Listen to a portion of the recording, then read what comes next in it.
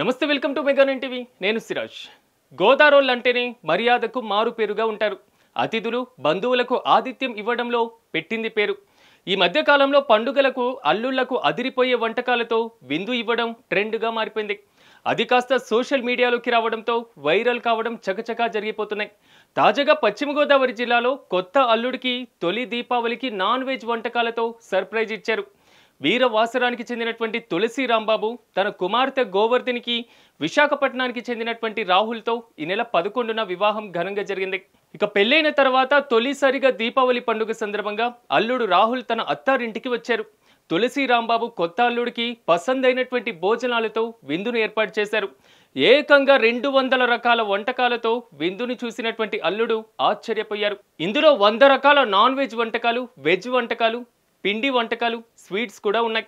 గోదావరి వాసుల ఆప్యాయతను, మర్యాదలు వేరు అని నిరూపించారు తులసి రాంబాబు. మొత్తం దాదాపు 200 రకాల వంటకాలను తులసి రాంబాబు స్వయంగా అల్లుడు రాహుల్, కుమార్తె గోవర్ధనికి వడ్డించారు. గోదావరి జిల్లాలో ఎక్కువ శాతం సంక్రాంతి సమయంలో కొత్త అల్లుడికి అత్తారింటి వారు 100 రకాల వంటకాలతో విందును ఏర్పాటు చేస్తూ ఉంటారు. తులసి రాంబాబు మాత్రం దీపావళికి కొత్త అల్లుడికి ఏకంగా 200 రకాల వంటకాలతో విందు ఏర్పాటు చేయడం వైరల్గా మారిపోయింది.